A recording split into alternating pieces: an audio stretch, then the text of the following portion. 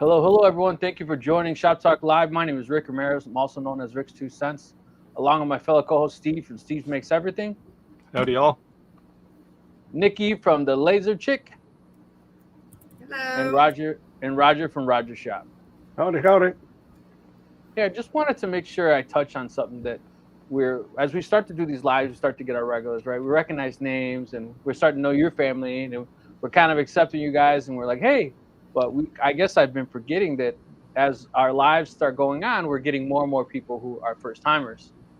So as we start to go down rabbit holes sometimes on a CNC, on a laser, on a 3D printer, just remember that these videos are not scripted and they're intentionally not scripted. Like sometimes we have a topic we'll bring up, but it's literally Shop Talk Live questions and answers for you guys to ask us any type of question that you have. And collectively, between all four of us, you got a lot of knowledge in one room that you'd probably rarely or ever be able to have.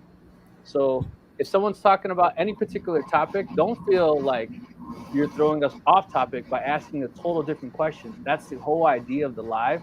So feel free to ask any type of question you have that you'd like about any equipment that you see us, and even if it's something we don't, then maybe that means we'll check it out. So I just wanted to put that out there. Yeah, somebody did drop a bit of a snippy comment in my in my comment feed, complaining about exactly what we are, right? Like, someone said to me, "You guys need a script." It's like it's Shop Talk Live. It's just a bunch of people sitting around talking about stuff in the shop. Exactly, right? Exactly. And Hell, someone I don't even script my own videos. I don't either anymore. I tried a couple of times, but yeah, I don't script it. It's just live, and I'll do like an outline. Yep. Of things I want, but I bullet won't points so you don't forget them. Right. I have a teleprompter right here, but I rarely use it. Yeah, it's good. It's the Elgato one, but it's too rigorous for me. I'm a little too freeform for that. Yeah, so let us know where you're joining us live in the comments. Let us know when you're joining. Laser Chick, this is the second time she's joining our live, so thank you for joining us. So since you're working in the shop, we were talking before we went live. Do you want to give the spiel on this? If you don't already know, this is a new. I'll let her talk about it, but it's something new. It's the latest and greatest. You're probably gonna see more and more of it on YouTube. So go ahead. No audio. You're on mute. Yeah, you're muted.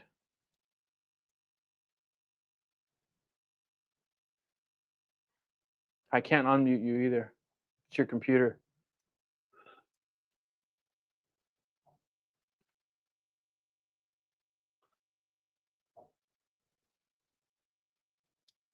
All right, we'll be back to that. There we go. I think I fixed it. There you go. All right. I don't know what happened. All right. So I was saying, so I just recently got the Rotoboss Talon, and the Talon itself has been around for a while. However, Jason Rife with Rotoboss, he's got the pre-order going on, I believe, till October 15th for the Talon Pro. He has several rotaries for several machines. The Talon, I'm going to show you guys. Bear with me here.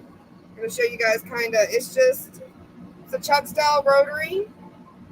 Super easy, super smooth.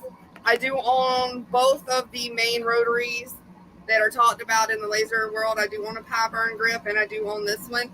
Both very viable rotaries. So it's just a personal preference when it comes to which one you want to use. I thought it was like machine grade aircraft aluminum, polished, or ironized, whatever you want to call it. Diamond so it was studded. like, yeah, that's way too technical for me. They're both red and black and red and gray and pretty, and So they got snippy with me because I was like, looks cool, but like, what's the difference? You know what I mean? Right. They're like, dude, you got our stuff. Why are you talking smack? You know what I mean? And I'm just like, no, I'm really asking you a legit question. Like, what's so cool about it? It's got a lot of parts. It looks complicated. It's got a lot of parts. It's really not complicated, though. That's the thing. It's so easy that, most people overthink it. So. Yeah, let us know where you're joining us live, everyone. Let us know you're joining us live. It's always good. Oh, Steven said, "Where's the shirts? Where's Roger get Well, the shirts?"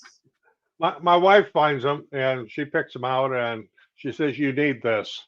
And she's got pretty good taste, and I like them. And we go to parties or whatnot. They're good conversation things. So yeah, Okay, I got Roger. quite the assortment of them in the closet. So my wife the other day, she comes home with this shirt, and I says, "What the hell's this for?" And she says, "Mexico. Doesn't your friend wear those crazy shirts?" I'm like, "What, are you really serious? I'm not wearing this shirt." She's like, "Ricky said it looked cool." I'm like, "Well, I ain't wearing it." She was like, "Doesn't your friend wear those shirts all the time?" I was like, "Look, man, I'm not trying to look like a tourist in Mexico. I'm trying to look like a Mexican who belongs there." Yeah.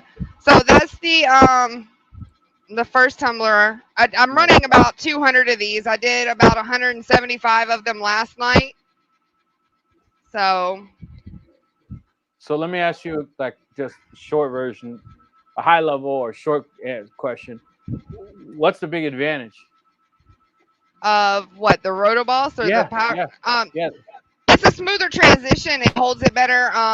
A lot of people who have the pie Lower your burn. mic a little bit. Lower your mic. Can you lower A it? little bit. Yeah. No. Just lower it down a little bit from your mouth. Is that There you better? go. Yep. Okay. Yeah. So with the pie burn, it doesn't hold the cup quite good on the grip. You have to use the back stoppers, the Right. back wheels to hold it up. With this one, because it has the four, it grips it and it holds it level. I don't have a problem with anything. So it saves me time changing in and out cups. So Okay. that's really the biggest thing. The new pie burn or the new Rotoboss will work better with galvos due to the stepper motors. Okay. That's Yeah. basically the short version. Yeah.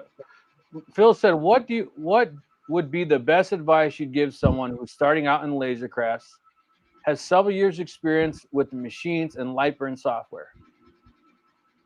Well, if you're looking to sell, you need to find your market first.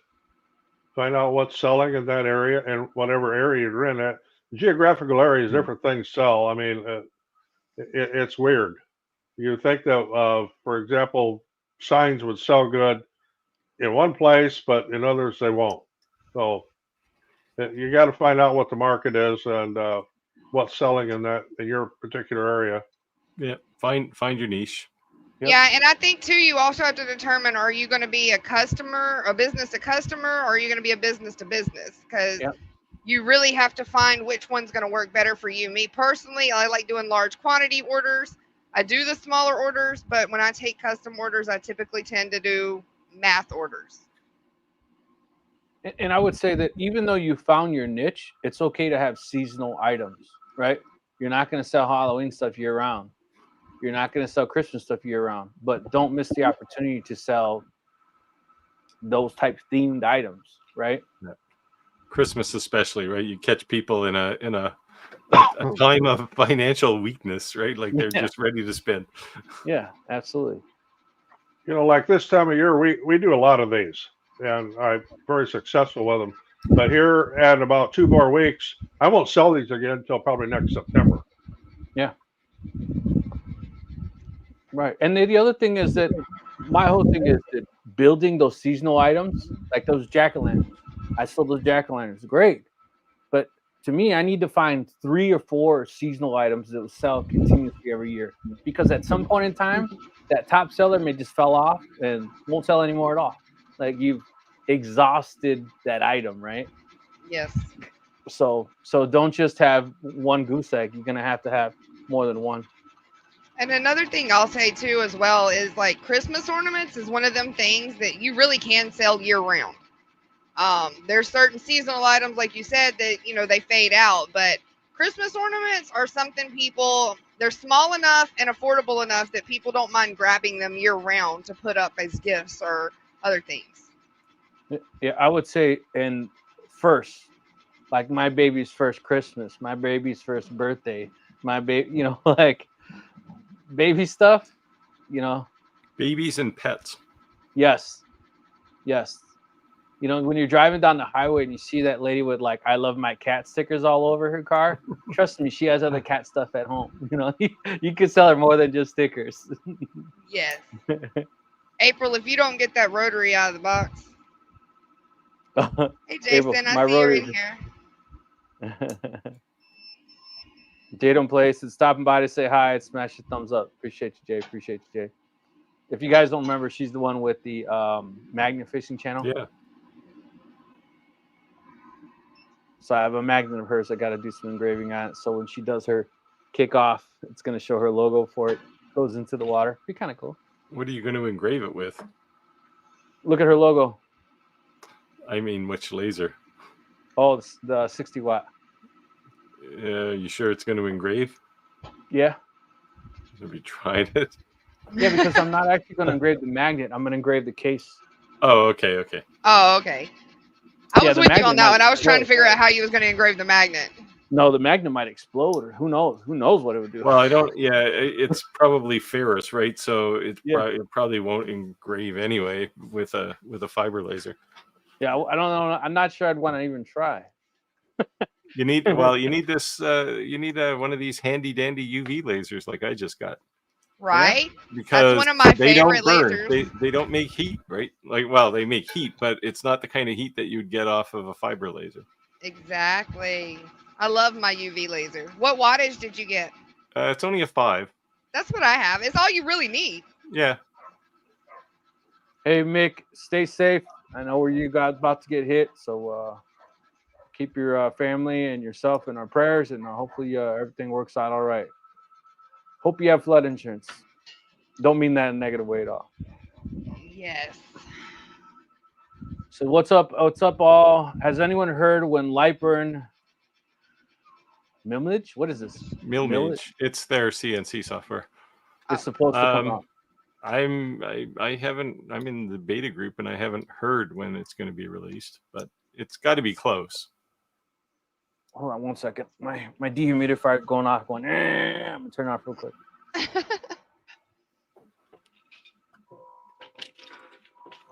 I'm most interested in Milmage with the price, because all of the tools it competes with are in the hundreds of dollars range, or thousands if you're into something like Vector. Yeah, that was way out of my lane. I don't know nothing about no CNC stuff. Prices will greatly vary from city to city. Yep. That's right. Sure. If you guys don't know, that's Jason Rife. He's the owner of Rotoboss. Uh-oh. See now, so Jason, now that Rick has said all kinds of bad things, No. If you want a good review of your rotary, you can send me one. I just said, when I saw the post, I said, "What's the difference?" I'm just throwing you under the bus, you know. And then I received a message on Facebook that said, "What are you talking about?" I'm like, "I'm serious. What's the difference?" But there was no response. So my suggestion is go back and answer the question. Because it looks real fancy, for sure, 100%. But just what's the difference? It wasn't a low blow. It was an honest question. And I'm looking at the Rotoboss website right now, and there's this Rotoboss Ascend. It's got that kind of Formula One complexity to it, right? High performance. It looks. That's what I said, right? Complex.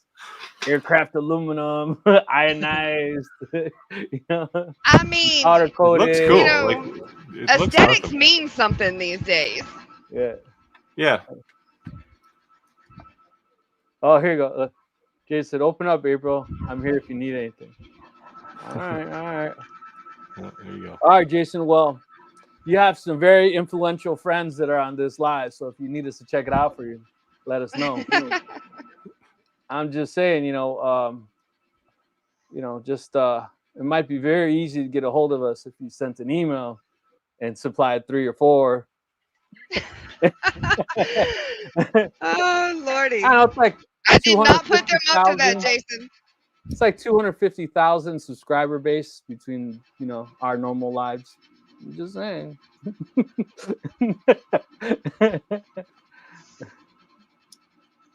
Let's see. Now he's on the spot. He can't say no, right? Because Yeah. everybody who's listening will be upset. Now everyone's gonna be sending us messages. Hey Rick, when you guys getting those rotaries, dude? The review, let us know. Yeah, well, they're still asking about the T-shirts, man. I know. I do have to send you my current logo though. So I know Jason can explain the difference in the rotaries better than I can. So Jason, if you're still in here, if you don't mind throwing the difference in the rotaries up there for me.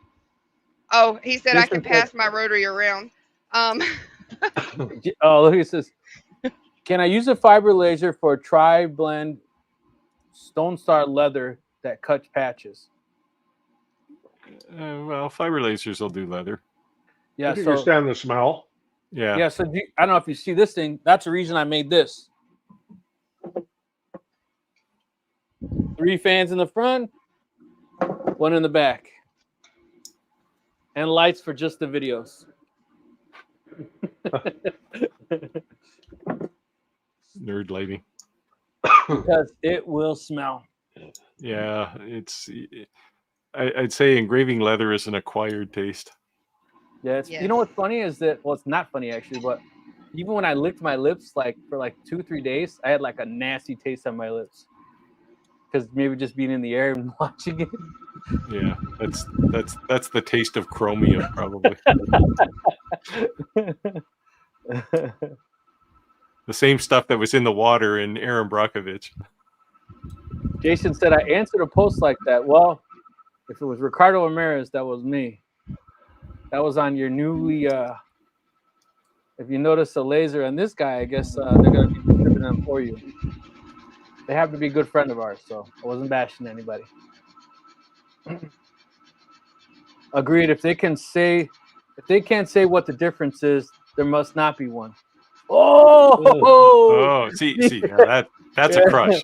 Look at that, Jason. They're saying that we need to prove the difference. I'm just saying, Jason. You may have walked into that one.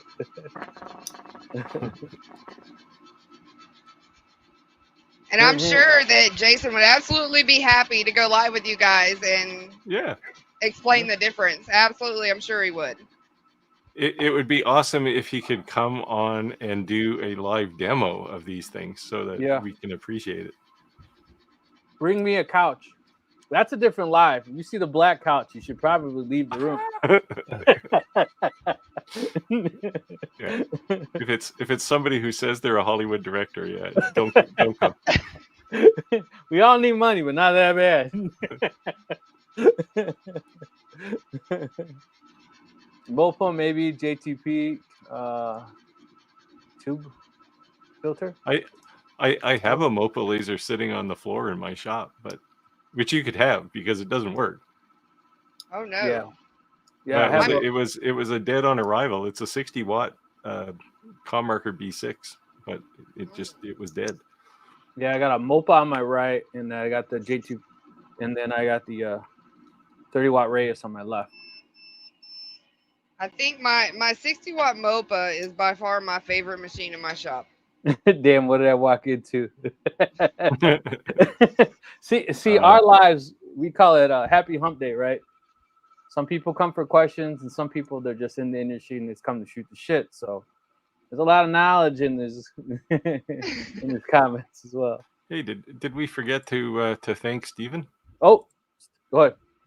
Thanks, Steve. Stephen. Showing some love. Making it rain. That's Boston Trucker said, I live in Iowa. The winter's very cold here. Cold weather affects lasers. So do I have to store inside my house? Is it a CO2? I'm assuming it's a CO2. I mean, any laser is going to require at least a 55-degree temperature, basically, to run properly. Yeah. Even the diode lasers, I keep my shop about 60 in the wintertime, and anything less than that, you don't have very predictable results. And with my 3D printers up here, I have to keep the temperature up here at least 70, or they don't work right. I don't get good bed adhesion or anything. I would even say it may not even necessarily be the laser. It's the material, right? No, it's the laser. No, but what I'm saying, what I'm saying is that the material can act totally different, right? Moisture, condensation, temperature, all that makes, like, I know I do tons of cedar fence pickets, if I go buy 300 of them from Menards today and I go put it under a laser, versus I have 300 sitting in my basement for a month, when I pull that off, that thing's so dry, it's like cutting butter, you know, when it's all that moisture in it from being rained on for who knows how long. Yeah, you live in the middle of the continent, though. It's probably pretty dry there compared to where I live. Oh no, we get humidity big time here. I mean, In even summer, in the winter, right? we can get even in the winter we can get some pretty humid times. Yeah, We get like tons of fog. We have fog here all the time in the winter. The first year I moved to the coast, it was December and it was below freezing, and the humidity outside was still 99%. And I'm thinking, I took this in school. How the hell does this happen? Cold air can't hold that much water. Watch out for the black couch, Jason. If they invite you, that's a different type of interview. He said diode laser. Yeah, you'd still have to be something close to room temperature to make it run properly. But I would say it's probably going to be your easiest laser as far as adjusting to temperature. Well, it's not. So if it freezes, nothing bad's going to happen. Right. But to operate it, you need it to be close to room temperature. But I would also go as by far contrast, if a CO2 laser freezes, you're probably hunting for a new tube. Right, but unless you've got antifreeze in it. Yeah, from extreme cold to warm, you may fog your lenses, right? So just maybe give it a second to warm up if all of a sudden you're heating your shop up. Yeah. Like, you know, when you have glasses on, you walk into a warm room and your glasses are like, woo. You take them off, wipe them off. If the beam hits that first mirror and it's got a little fog on it, the fog is going to be gone pretty quick. Yeah. I'm just saying, it might be not a bad idea. Just give it a few minutes to warm up. Yeah, well, yes. Well, because it's going to, you'll probably have thermal shock more than anything. Makes sense. Cold material have a tougher time being worked by a laser. I've never really noticed. Yeah, me neither. Makes sense, but I mean, I've never really put frozen material in my laser to like test it out. I mean, I have seen people freeze Reese's and engrave the top of them. Chris said he keeps material tests for winter and summer because of the difference in the material.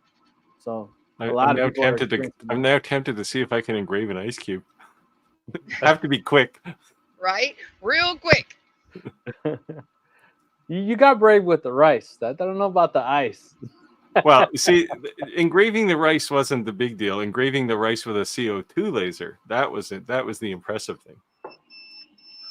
Too funny. So I wanted to try a corn kernel and see if it would actually engrave or if it would pop. So have you tried it yet? I have not, because I've been so busy, but it's on my list. I don't think it would pop. Unless you had long enough. Well, if the laser was really out of focus, you might get the kernel hot enough, because it pops because the skin gets superheated, right? Right. Or the inside gets heated and the outside isn't quite as hot, and then it'll. All right, share the finished product. Let's see it. A little closer. Sweet. Super clean. That is like really clean, actually. You see people all the time, they're like, this is how you do tumblers, and then they're using Awesome and all kinds of stuff to clean all the crap off. I literally one wipe with Awesome Cleaner, that's it, because I don't use an air assist when I'm doing tumblers. Why not? Because it throws dust everywhere, and since I leave the lid open for quick change out, it's just easier for me to wipe it off than it is to have to clean up and breathe all the dust in. Oh, okay. But like with these tumblers, it's a one-sided logo. My next investment will be a CO2 Galvo. So I don't have to use my Mirror 9 so much for tumblers anymore, and I can speed up this process because I'm running these at about 1.5 minutes a piece. That's badass. On my Mirror 9, but if I was doing them on a CO2 Galvo, I could probably do them in about 30 seconds. So I know you're like an Eon champion, and I'm sorry. No, I'm not. I do love my Eon Mirror 9. However, I'm no longer an affiliate with them. Yeah. But I started, like I said before, I started with a Glowforge. So when I upgraded from a Glowforge to a Mirror 9, that went from Pinto to Cadillac. Yeah. So said, I do a lot of engraving and cutting boards. What do you recommend to clean them after engraving? I Featured actually did one. alcohol? I actually did one today. You can use alcohol. I just used a microfiber cloth and it cleaned it right off. And if it's like you did a deep engrave and it's got a little stuff on it, you can always sand it. Yeah, as long as it's not any kind of plywood. If it's a proper Yeah. cutting board. So I Yeah. would say this: if you made the cutting board, then you want to use water. And the only reason I'm saying you want to use water is because you're going to make it fuzz. And then once it fuzzes, sand it one more time so that when they wash it, it never fuzzes. But if you bought the cutting board, chances are they already did that before they sold it to you. That's the only thing I'm going to say is different. Well, it depends. If you bought a cutting board, unless it's a high-end one like a Booz or something, it's probably bamboo, and bamboo doesn't get fuzzy like that. Yeah. I just use compressed air when I'm doing a cutting board or a sign. I know I clean. I just hit it with the air hose because I got a compressor in the shop, so it's easy. Yeah, I tend to do engraving last, so the board is finished, and then I just engrave something on it. So all the fuzzing, all that stuff is already done, and quite often I'll even have oil on the board, so you won't get any dust that sticks around. So I'm going to attempt not to butcher this name, so I'm going to skip it. It says, why don't you use the fiber laser? So I'm assuming that he's meaning use the fiber laser for the cups versus the CO2 laser. So why is it? So fiber lasers are not ideal for tumblers. Tumblers have an insulated thermal seal, and fiber lasers actually can engrave into the metal, whereas the CO2 is not hurting the metal, it's just removing the powder coating. So also, the fiber laser is not going to be near as fast as the CO2 laser doing tumblers. So if you were saying you were going to compare a CO2 versus fiber as far as time, what do you think the difference would be? If I use and Lightburn, if I use the I just lost it. What is the That feature you always say to turn off, Steve. It makes it smarter when it does it. offset fill, that thing? No, it's the cylinder correction. There you go. Oh yes, okay. Okay, if you use cylinder correction, it would probably still do it in about maybe 2 to 3 minutes. But again, and you'll see, Jason just commented, it's horrible for stainless steel because it can also once you scratch that surface, you're more than likely going to end up with rust. Yeah, because it's not really fully stainless steel, right? Look, Brad, I don't want to hear your words over there. Now stop it, Brad. The nice thing about CO2 is it won't touch the stainless steel, so you can hit it as hard as you want. It's just going to burn the paint off the outside, and then it'll stop. Chris said just make whatever it is, make sure it's food safe for cutting boards, 100%. Yeah. I tend not to engrave the surface of a cutting board unless it's like a memento kind of thing, like the one I did today.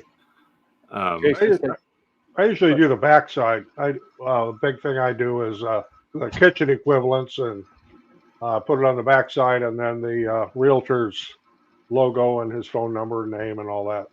Yeah, that's All right, Roger, what do you got, Roger? You're buying cutting boards then, right? Yeah, well, we're using bamboo. Yeah. The ones you get at Dollar Tree. If I make a cutting board, the thing is going to be 1.5 inches thick anyway, almost 2 inches. So I can engrave actually on the side of the board, which is typically what I do. I'll put my logo or something on there. There you go. Thanks, Brad. So if you guys don't know BZ Rad, he's the operations director for Hey Ocean Lasers in Michigan. All right. He's the operations director for the U.S. So if you have any questions or anything about Hey Ocean Lasers, that's our U.S. point of contact right there. Nice one. Sweet. Feel free to reach out. Yep.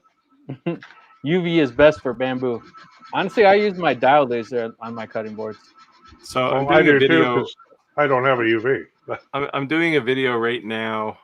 It's actually about design, not the actual board, but I did CO2 on one side and the same image in diode with a diode laser on the other side, just to see what the difference is. And now that I actually have a UV laser, I'll try a UV laser on it to see what that looks like. I love UV on wood. It does take a little more time, but you get such, and you don't get the depth, but you can get the depth too, but you don't have to do depth to get darkness. Yeah, this is my first UV. And like I said, it's only 5 watts, but like when I worked in industrial UV lasers, they tend to be in the 400 to 500 watt range. So you can engrave a cinder block if you want. So this was engraved with my UV. And this is just birch plywood. I just always thought that I would use a UV for glass, plastics.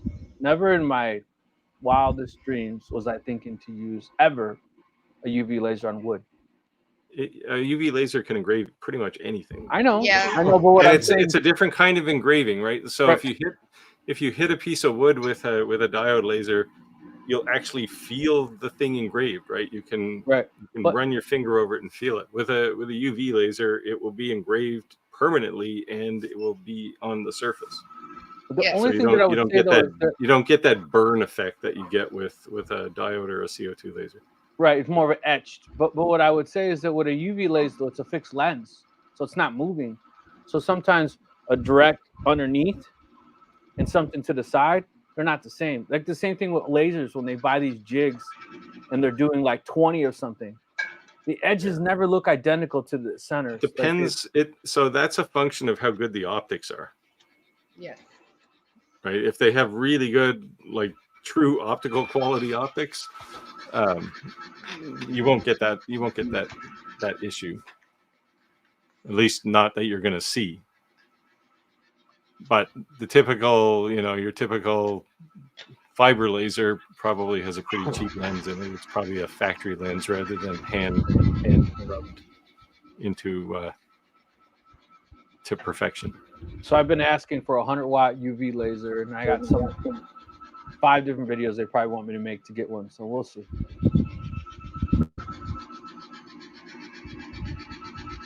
Glass, plastic is a UV bread and butter. Yeah, see, that's what I was saying. Yeah. I have 1,000 of pics and photos of UV. Yeah, he is a UV expert. If you need help with UV laser, that's the one to reach out to. Jigs are best suited for gantry-based machines. So I know we've been talking about a giveaway, and we do have a giveaway coming up next month. I don't have the date yet. I should have hopefully the date this week. But since Steve, you kind of headed this up, do you want to maybe give a sneak idea of what it is? I don't think a sneak idea, or do you just want me to come out and say it, and then I'll share my screen. So as a result of I guess all of us now having looked at the Longer Nano, I talked to Nano, I talked to Longer about the potential of giving one away. So they said yes. So we're going to give a brand new one away. You won't get one of our offcasts, and we'll do a draw on that over. It's probably going to be. I don't know, it's probably going to be like a 3-week or 4-week promotional thing, just to kind of amp up our channels and get the word out and one of I'll do a live shoot of actually making something on the Nano and kind of see how it operates and what it's like. And they're actually going to join us live, so not only are we giving it away, but you'll have the opportunity to have any type of questions and answers you have about it. Yeah. So they'll have 2 special guests, and just if you're asking, they do speak English. Matter of fact, they're even going to have someone who speaks Spanish. So, yeah. Cool. No 100-watt available. Yeah, that's coming up. I don't know if, Biz, if this was a comment, response to the comment I made about working with high power UV lasers. I worked in industrial lasers for 10 years, designing and building I industrial was gonna lasers. say I've seen them 300 advertised for purchase. Yeah, I worked. The UV lasers I worked on tended to have, they were gas lasers, so you had a bottle of neon and a bottle of HCl or fluorine or something, filling up a vessel and shooting 40,000 volts into it at almost an amp. So they put out power. Hey, V's here. Hey V. And just because what sells stateside versus what you can get overseas, yeah, it's a whole different ballgame. The beam size on the lasers I worked on were about 2.5 inches wide and 1 inch tall. Just because you can't buy it on Amazon doesn't mean it doesn't exist. Oh, it exists. Longer now. Look at Clayton. Clayton's like, that is mine. But they say, speak it into existence, Clayton. Speak it into existence. Yeah. Anyway, it's a nice little laser. It's definitely more of an engraving laser than a cutting laser. But if you're in that business where maybe you're going to a craft fair or something and you just want to punch out a quick engraving on something for someone, it's perfect for that kind of thing. V said, Mickery, whereabouts are you in Florida and how is it? I messaged my sister and she hasn't replied. She lives near Sanford. Oof. Yeah, well, my brother-in-law lives just outside of Ocala, and they're right in the bullseye of it. Hopefully everybody who lives or has family in Florida is everybody's safe. So during the COVID time, a lot of my coworkers, they booked out to different states because they were kind of not expecting to ever have to come back. And when they brought us back, some people quit, but some people, their services were required, so they were given an exception to be permanently remote. So there's a good amount of people who are in Florida that are crazy. One of the guys that I work with said that they withdrew their kids from school, and I was wondering, like, how does that work? And they're going to another state with their mother-in-law because it may be, if their house gets destroyed a couple of months, they can come back, right? And he doesn't want to leave his house, so he's staying. I'm like, damn. See, like I listened to the police chief or the mayor of some town where it's going to make landfall. And the guy said, if you're in the evacuation zone when this thing hits, you're going to die. It wasn't like you might die, you might have some trouble, you're going to die. Yeah. And I thought, like, why the hell would anybody want to stay? He literally said in the live, this may be the last time he talked to me. And I was like, why? And even when the last one went through there a couple of weeks ago, when some police chief said, if you're going to stay, it would be helpful if you write your that one. Your identification on some part of your body, so when we find the body, we'll know who it was. Right? Like, yeah, screw that. Yeah. When I moved here to the coast, about 2 months after I moved, not even 2 months, about 3 weeks after I moved here, we got hit with Hurricane Dorian, and I still have the image. The iPath literally crossed the end of my street, and it was a cat. Well, it was still Cat 4 when it hit, but it very quickly degraded to a Cat 3. It was quite an interesting experience for a first timer in a hurricane. So I want to show you guys something that's cool about this as we're talking about this nano. There's different versions of it, right? But one of the cool things is that it comes with that side extension, and the rotary. So, and there's this is a variation of the Pro package. Right. So, so my whole thing is, hold on, I'm sorry, I knocked my light over. We're always very honest. We're not an infomercial. We're not misleading in anyone, any sort, shape, or form. What I would say is that laser going to replace one of these lasers behind me? No. But am I ever going to bring one of these to a trade show? No. It's just not going to happen. So like, first off, if you're just trying to like test the market, you may not want to have 50 of something made and hopefully it sells, right? So you could have blanks and then be able to do it, right? Or let's just say you do have blanks and you're making something, whatever, on that laser, you will draw a crowd because, you know, Roger could be next door to me and he has all kinds of badass stuff, but no one's even walking his booth and looking at it. But because I'm running the laser, they could walk up to me. He never even got a chance, the exposure. So that laser running could really just draw a crowd if you're doing these trade shows. Yeah, a running laser in your booth is literally the shiny light, right? Like, yeah. So I have a good friend of mine. I don't know if you guys follow him. He's Nick the Laser Nerd. He just built an entire enclosure for his CO2 Galvo, and it's fancy. If you guys don't follow him, you should, because he takes his CO2 Galvo machine to trade shows. That's what he does. And I know they have compact fibers as well that people take to trade shows. It's like an all-in-one versus the two separate entities, the power source and the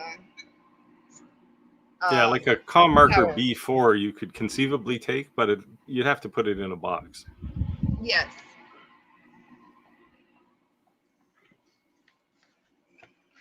Clayton said slide extension. Oh, Clayton earlier said something that we always give Steve a hard time on, because the one thing Steve does not like is coasters.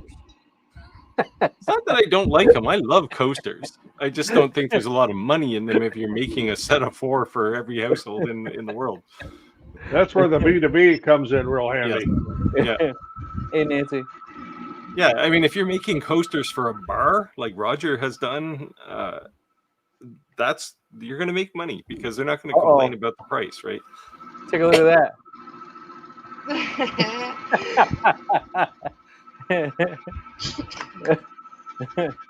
Hello. If you message us, we can send us your address.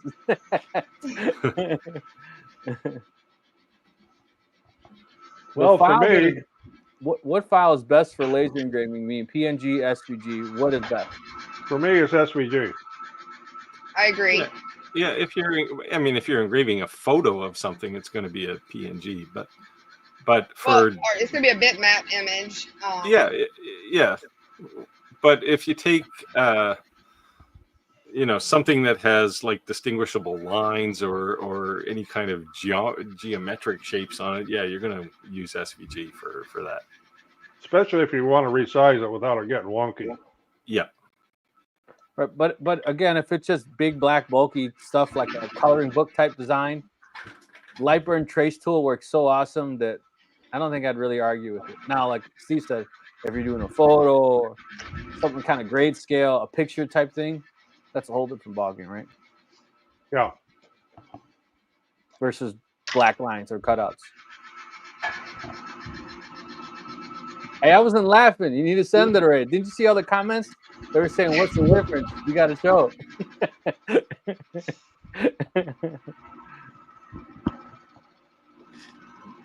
Any vector file. Yeah. Yeah.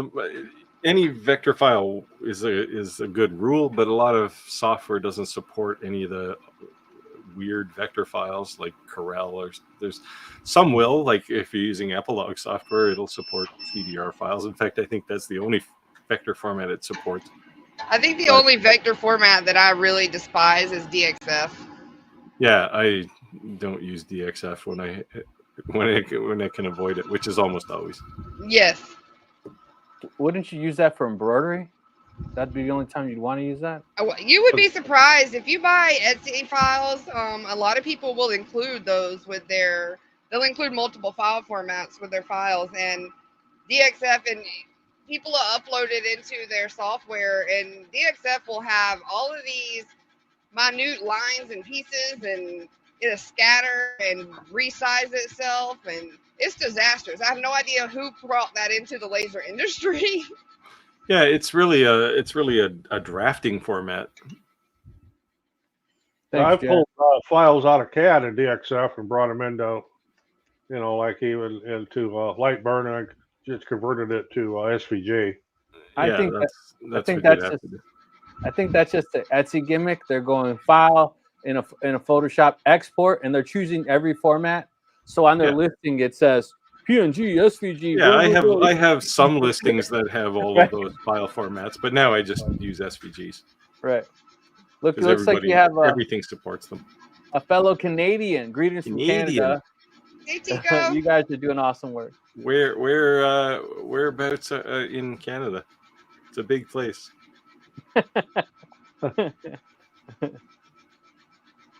Nancy said, "Me too. DXF is too wonky." Yeah, it leaves open shapes all the time. It's just not good. Just need to make sure whatever it is, the vector is flattened. Yeah. Unless you're doing a 3D map, then you don't want it to be flattened. Well, you can still flatten each layer. Yeah. Yeah, if you have it like, yeah. Yeah. There's Tico. He keeps coming up on my Facebook as you might know this person. He's very smart when it comes to galvo lasers, and he has some of the Haoshin CO2 gantry style lasers as well. Yeah, I have never seen Steve or Roger on my Facebook, but all you guys keep coming up.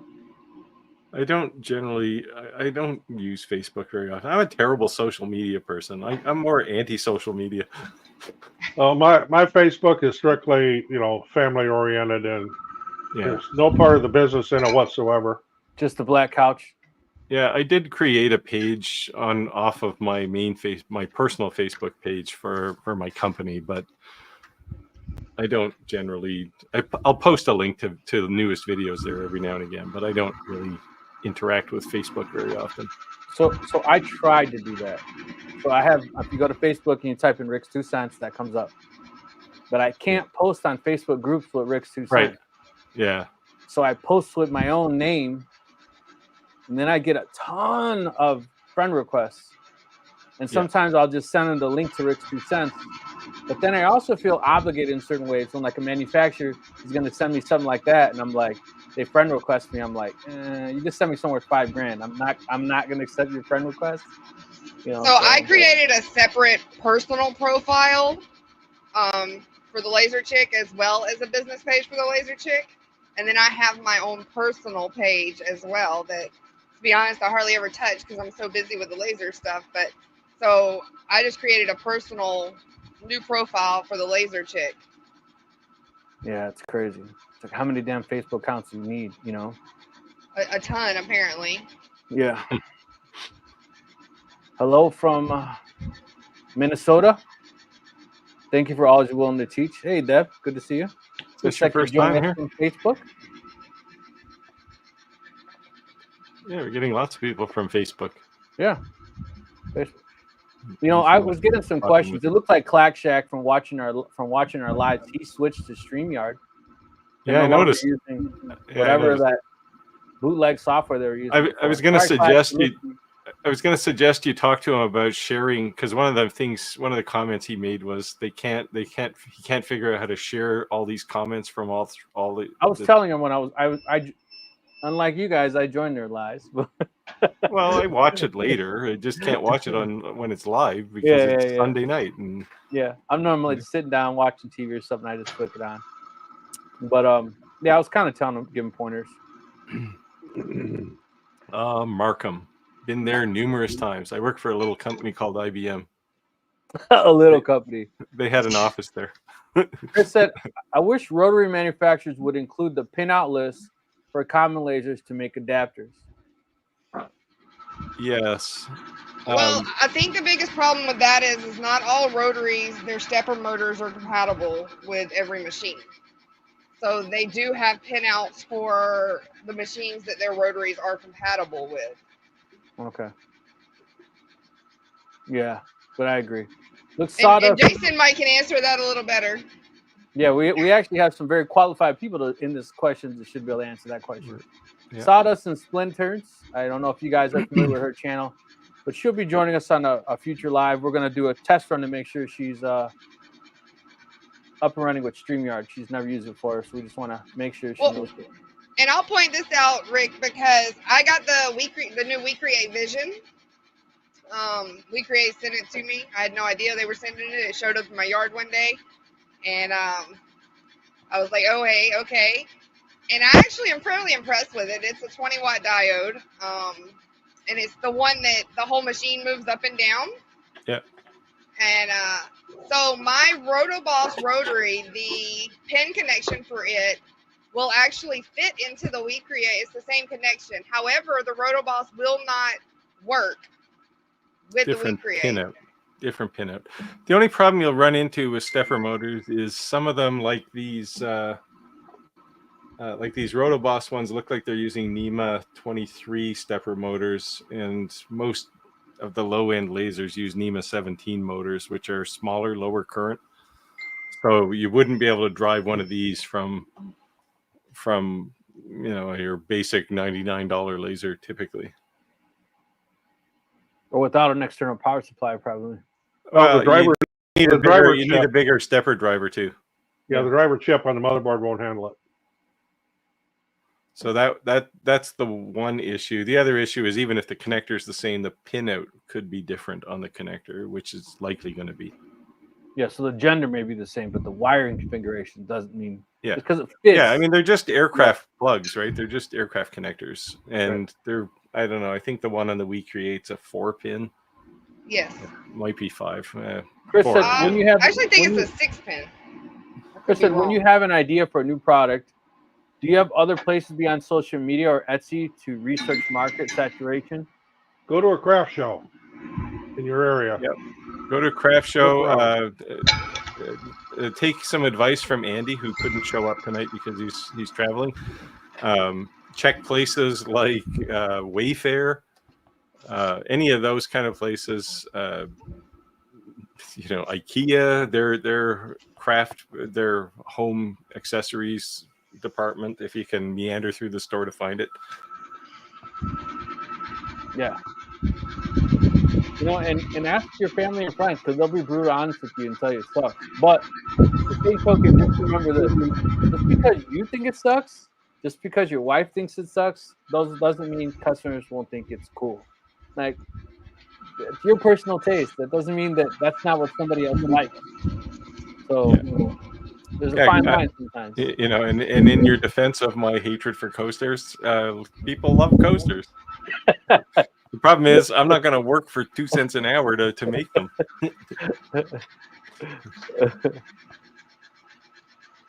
Yes, Tico, I'm doing cups again. Still, I'm almost done though. Cups. My food friend Ed Gomes used to work for IBM. Not sure if you know him. Ed Gomes. I do not. I've been gone from IBM for 6 years now, almost 7. Me up said so many great crafters in one chat. Yeah, we actually got quite a few VIPs in the chat here tonight. Yeah. I'm surprised Clack isn't talking since I was. Actually, if Clack was on, I have a question for him. So, Clack. Nancy said I'm going to need someone near Miami area willing to do a laser house call. I haven't been able to get them. Still, you haven't been able to get to Mirrors Align for the Mindport 90. At this point, I'm about to pay. Nancy, all that I'm saying is that whenever you're inviting anyone to your home, I mentioned that I did a video in my DIY laser series. I did an alignment video, and all of these lasers, they all have a 3-mirror configuration. Check that out. Oh, Clack is here. Okay. Clack, I noticed you were using Fusion the other day in your crutch video, and hopefully your knee is fine now. Do you have the commercial version, or are you using the free version?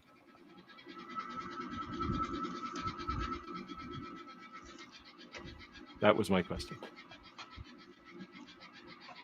Tico's from South Francisco, California. San Francisco. Paid. Yeah, okay. Yeah, that's kind of what I thought. Sawdust and Splinters from Maine. I just hate the annual renewal fee, which I'm now faced with by the end of this month. So, Which is I don't know. I don't know what it is. U.S. dollars. It's probably about $4.95 or something. yeah. Yeah, it's substantial. And I wanted, if Clive was using the free one, I wanted to find out if he found anything it can't do. I mean, I have some pretty big assemblies, so I don't think I can use the free one. But Rotoboss said wiring is different on all of them for the most part, and to publish something like that would be very complex. yep, I think if you just said like this is your positive, your negative, your ground, like the common, and you let somebody else figure it out, that might be helpful. Well, the way a stepper motor works, if somebody doesn't know, is you've got basically one negative and you've got two positives, and each positive will run that motor in a different direction. So the driver from the motherboard switches that polarity to run that stepper motor either forwards or backwards. And the other thing is the number of steps that each stepper motor has is a lot of times determined by the driver. So it could be it could get complex.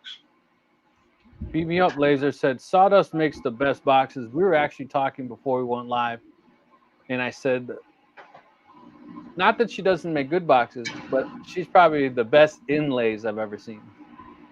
So she does. Yeah. I'm very impressed with her inlays. I'm not, like I said, I'm not discrediting the boxes. I've seen plenty of boxes, but I haven't seen plenty of anyone doing inlays like she does at all. Yeah, I see Corby's on tonight. Corby asked me to do a Godzilla in the background. I did that one last week, and Corby didn't show up. So this one is a new one. This is some monster eating a city. I feel like putting it on a T-shirt because that's how I feel most of the time. Look at Nancy. Someone's answered your question. Rotoboss said they'll be doing a trip hopefully in November. Maybe you can link up. Again, if we're suggest anyone to meet outside of our live, that's at your own risk. We don't know these people personally. The first thing I look at a stepper is it 17 or 23. Yeah. Okay, Chris, I'll have to ask. So what do you want? Do you want the 17 or do you want the 23? 23's got more kick. I know, but it depends what you're using, right? Well, yeah. If you're using, a longer Ray 5, it's not going to be a NEMA 23, right? It's going to be a 17. We have a dual motor mount to mount both. Ah, cool. Yeah. Cool. So thank you, Beat Me Up Laser. Hello. As long as it runs on Lightburn, EasyCAD, already works, we have a solution for you. Okay. We're gonna have to take you up on this. Wink. Wink. Send all your file, your product info, and all specifications, and rights. Handle it. Huh? I know what's happening. Because your wife thinks it sucks. I'm just saying, it's the truth. Steve and I had this talk one day. Steve said his wife was taking Sibler, and I said, I don't feel bad because most of the time I was like, who'd want that? My wife generally avoids my shop. Then I sell $2,000 worth of it, and I'm like, every time the UPS guy pulls into my driveway, which is almost every day, she just rolls her eyes. Oh, make with the customers right now what you want. Exactly. That's quite true. Yeah.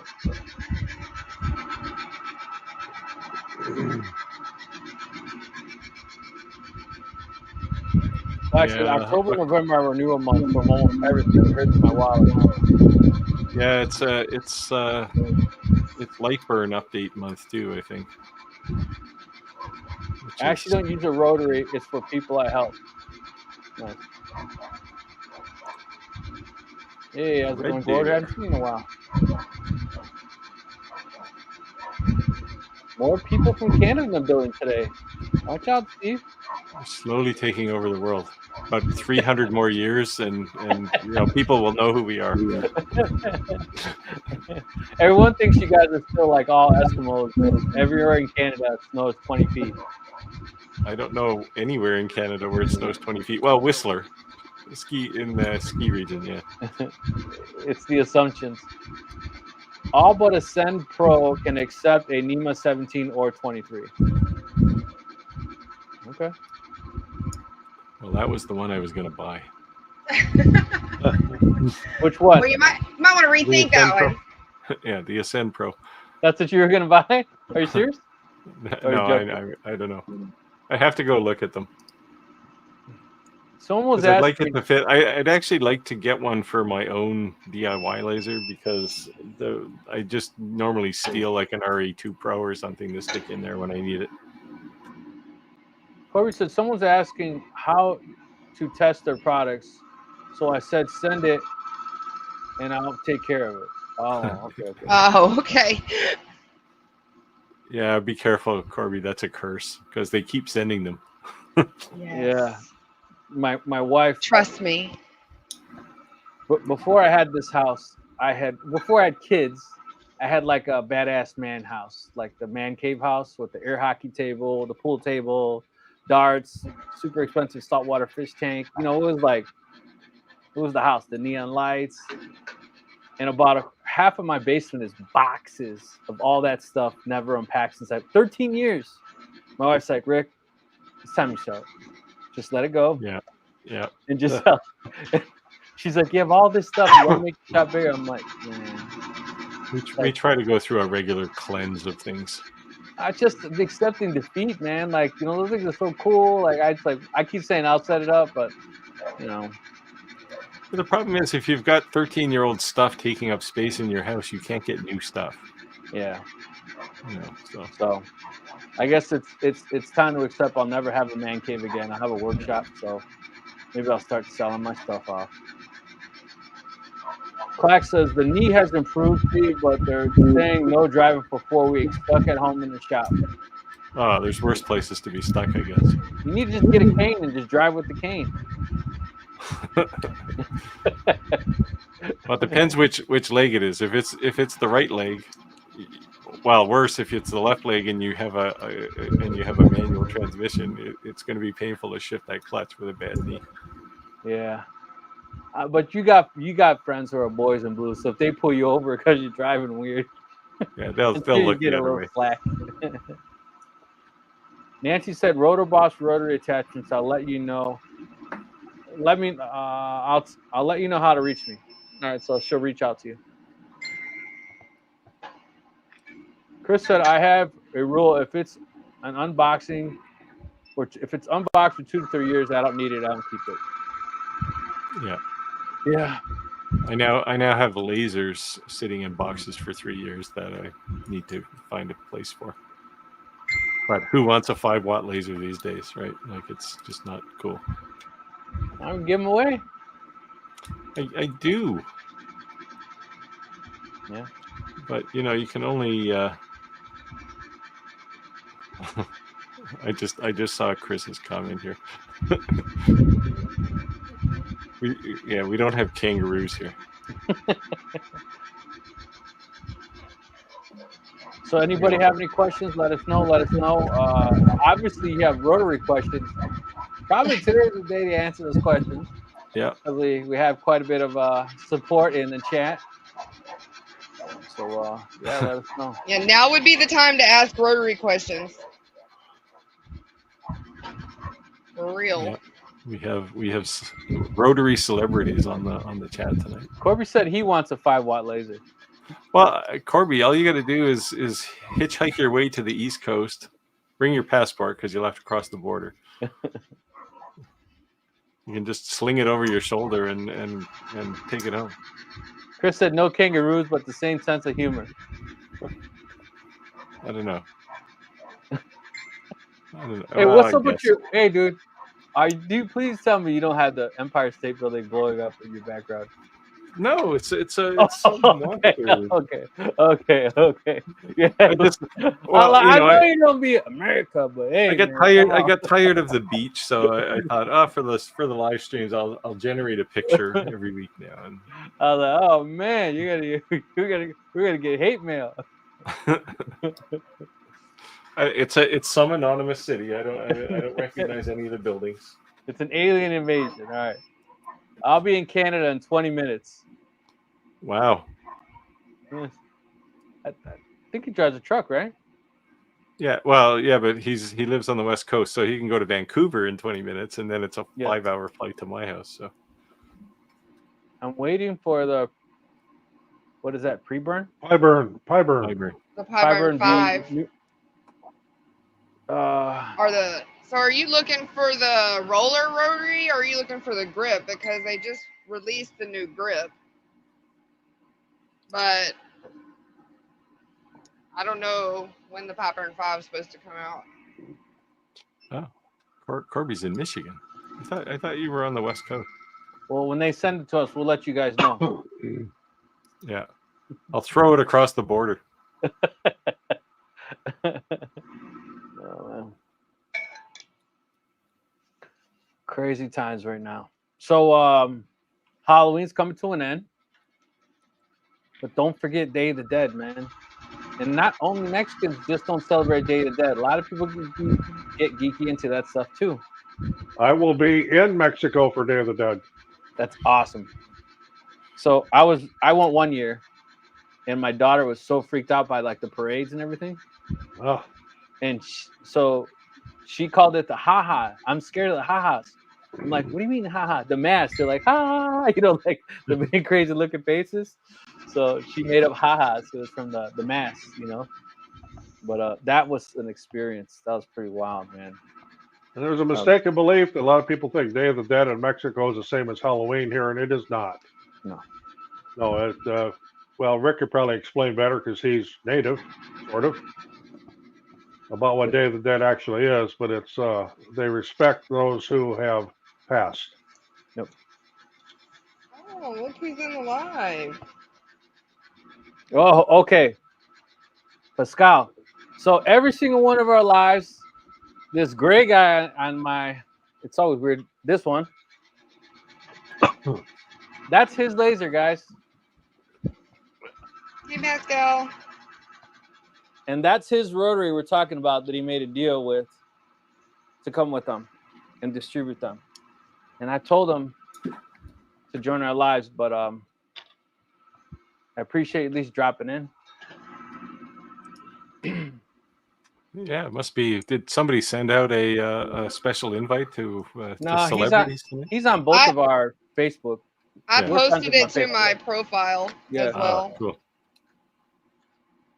So I've been asking him. So I'll be very honest. And he said the only reason he won't come on live with us is because his English is not very fluent. Yeah. So he's much more comfortable chatting through text because he could take his time to reply. So, yeah, he usually likes to have a representative there, somebody who can translate. That's what he told me. I was like, come on. But I get it. If you're trying to represent a company, you want to, make sure you present yourself correctly. So I get it. But he's definitely an awesome guy, very knowledgeable, super helpful too. Yes. I think they ship in November. So Nancy, what are you using it on? Since I know you got the mom port, but what are you using it on?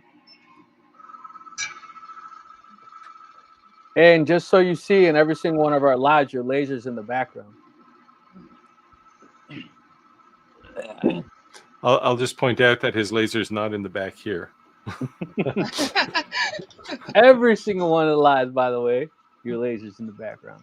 Yeah, I've been rebuilding a good chunk of my workshop to make some more space, so I'll be able to do live from there. Nice. And so things like unboxings and stuff I can do, or projects. So Roger, you got any new upcoming 3D projects? No, nothing new. Just still making the same old everyday laser mounts and accessories, and getting them cranked out and shipped, and found out it was very expensive to send a set of them to Canada. So $10 set of laser feet is $20 to send to Canada.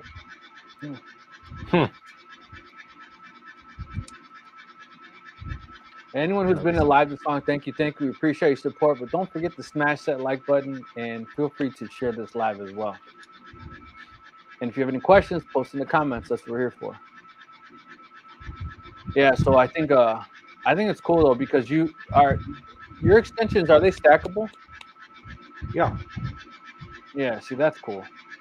Yeah, they stack like big Lego blocks.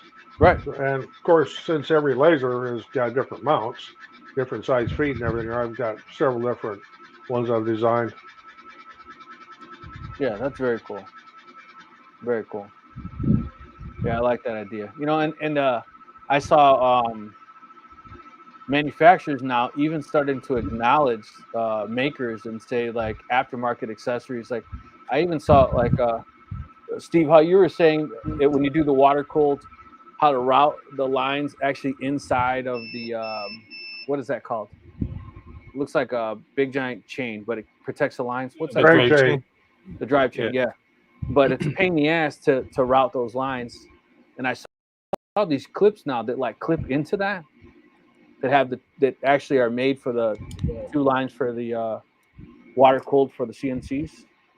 And I saw manufacturers actually recommending this dude who was 3D printing them, which I thought was really that's like Rowdy Roman has those. Yeah. I looked at those and went, that looks kind of chintzy. So on my Onefinity Elite, I just ripped their skinny drag chain off and I built a bunch of new assembly to hold the bigger drag chain. Right. And I run the hoses inside the drag chain. It's a much neater design. So in the Onefinity, did you keep the stock hoses, or did you? Well, so a Onefinity normally uses something like a trim router, right? Or an air cooled spindle. But I have a liquid cooled spindle because I can run long jobs and liquid cooling just keeps the spindle a little more predictably cool. So the water cool kit's an aftermarket, not affiliated with them? No. Okay. No, nor was the spindle. No. It's a Huawei Wing. I forget. But so correct me if I'm wrong. The biggest difference you're going to see with using the spindle, besides the noise, and using any type of router, is that you can adjust the RPMs within the software. That's really within software control you can do you can control the spindle. Yeah. So that's really the big difference. Besides, there's a more significant difference. That one's cool, but more importantly, you can put a 1/2-inch collet in it and use 1/2-inch bits. Right. Whereas a trim router, 1/4 inch is all you're getting in there, right? So, right. Or an 1/8 if you have an 1/8 collet. So you guys got any upcoming projects or anything that we should be aware of or be keeping a lookout for? I'm refinishing our deck on our house, which has gotten to be just a giant pain. Because the lower deck, the one we generally have entertain on, is 16 foot by 36 foot. So pressure wash stripped it all today. I'm going to put the stain on tomorrow. So 3 gallons of stain and a lot of patience. Roger, I was debating if I was going to start that if we had enough heat to let that dry. I'm right in the same boat as you. Oh, it's supposed to be like 88 here tomorrow. Set a record. And Friday was pretty hot, yeah. Terry said, I appreciate each of you. Very helpful. Soon I'm able to start a laser engraving channel as well. I hope to get a 60-watt fiber laser soon. Roger, shipping overseas is costly now. Yes, so Terry, if you're looking to get a 60-watt laser, I've been telling everybody you gotta send these guys an email. Is that Pascal's address? That's him. Hey, just so you see, I already had send Pascal a message. I don't know, it's probably a year ago now. Yeah, and Pascal, just so you know, I already had that built into our response when people asking about the lasers. Yeah. Bam, see that? I didn't even type it; it was already there. So So I've been working on my cupboards in like all my new workshop area, After that, I have a couple of projects. So I did a packaging video just recently, a couple of weeks ago, and somebody actually wants to know about the sensor I used in that package in that video. It was really just about packaging that sensor, but now somebody wants to know how the sensor works. So I'll probably do a video on that. I don't know if there's like lots of people use Home Assistant for home control, so it's a really easy integration. Yeah. So how many, Nikki, how many are you up to now? I've done 175. See, it's how repetition works. Yeah. See, that's what I don't want to do. So we have this easy money. So I charge for these because they're only 12 ounce and it's a smaller logo. I charge $7 a tumbler for them. They supplied the tumblers. I don't buy them. Yeah. So when I do bulk orders, I'll send my customers to buy them and bring them back to me because I don't have a place to store them. And then that way, if they don't get here on time, it's the customer's fault, not mine. now. Yeah, I do the same thing for those kind of orders, but it's just, I don't know, anything over 100 is just too much for me. Now, do you have an oops factor? Like, hey, you got to give me 5 oopses. I normally at least I make them more. Normally they order by the case. Like these came from the Tipsy Magnolia. They came in cases of 50. So they only needed 190 of this size. So I had them buy 200 in the case. And basically they're either spares and I get to keep them, or they'll add a different logo to them for a different company or something like that.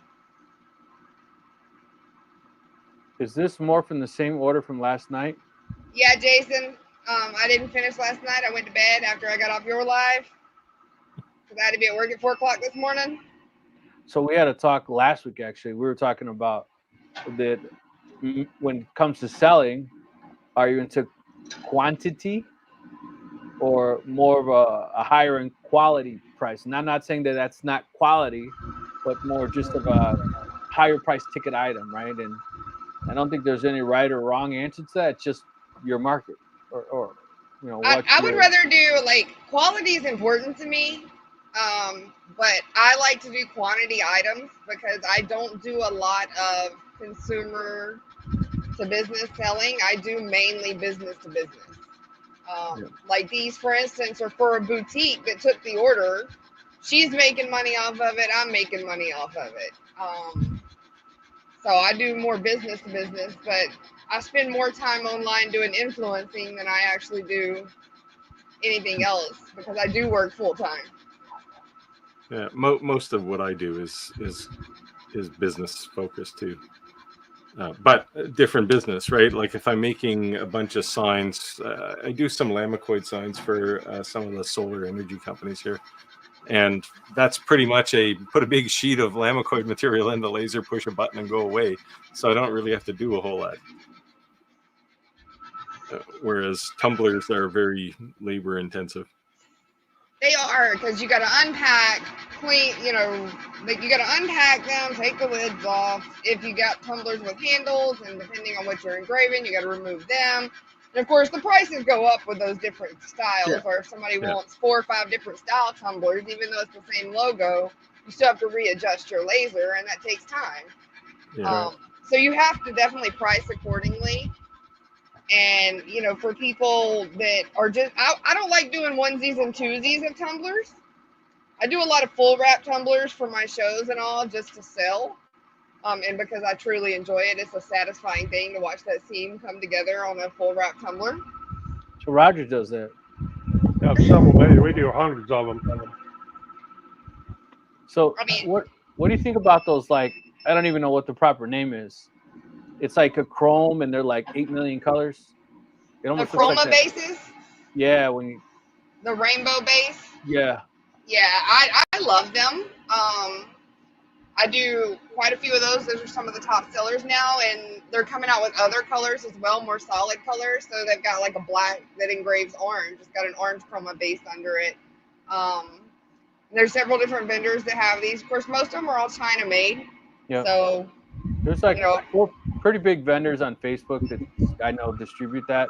They've been after me for a long time, and I'm like, hey, it's not that I'm telling you no. It's telling you, like, I have 2 rotaries behind me I haven't used yet. Let me actually try using it first before I decide to tell you that I'm going to tell someone about your cup. So it's on the. I'm going to show you a custom order here we did for a place in Mexico. I got to be taking it with them when we go. But these are customized hydro tumblers. Nice. Sweet. And then each person's name is at the top. And we just did a whole bunch of these. I'll be taking to Mexico with me for a particular bar down there. And this is all representative for Day of the Dead. Very cool. I like it, Roger. But generally, we don't do too many of the one-offs like that. I like doing like 25 of the same thing because it's quicker. Nancy said, God is good because the customer event was postponed, so I have some more time. Or was it last week she was talking about? Remember all those layers she was making? She had a pretty big job with a ton of layers. Chris said, quality is objective. I see faults the customers will never notice unless pointed out. Yeah, I think we're all in that category. Yeah. Yeah. So I do a lot of memorial stuff. So I'm not saying every piece is perfect. You will see a flaw, they won't. But because it's a memorial piece, I think I just have a little more commitment to try to make it so that you couldn't find a flaw, right? Just because it's honoring someone who passed away. So I think I have a little more vested into it. And sometimes that actually is bad on my part because I put way too many hours. I'm not really charging enough, right? It's just, at that point, it's just being something I enjoy doing. I bet Nikki? y'all. I turned my phone on silent, okay? He's going, what? I was actually talking to Pascal, sorry. He says, nobody loves me. Corb said he was doing the same, checking his phone. Too funny. Too funny. Do you have one of its lasers? I know we had talked at one point. Did you end up getting it? Yeah, I have a 60 watt MOPA fiber and I've got a 5 watt UV. And like I said, my next one, I'm going to get a 60 watt CO2 Galvo Nice one. from him as well. So I remember when I told him, I was like, hey, we talked, and I was sitting here for, he's like, several people sent her to me. I'm like, calm down, buddy. I'm like, all right. Every time I sent the customer, several people sent it. It's just so hard to keep up with. I mean, do you know how many messages he gets daily? Yeah. No, he's pretty good. He normally replies. Just you got to remember that you're on a 13-hour difference in time frame, right? My wife sometimes, who are you talking to? I'm like, it's WeChat. Who do you think I'm talking to?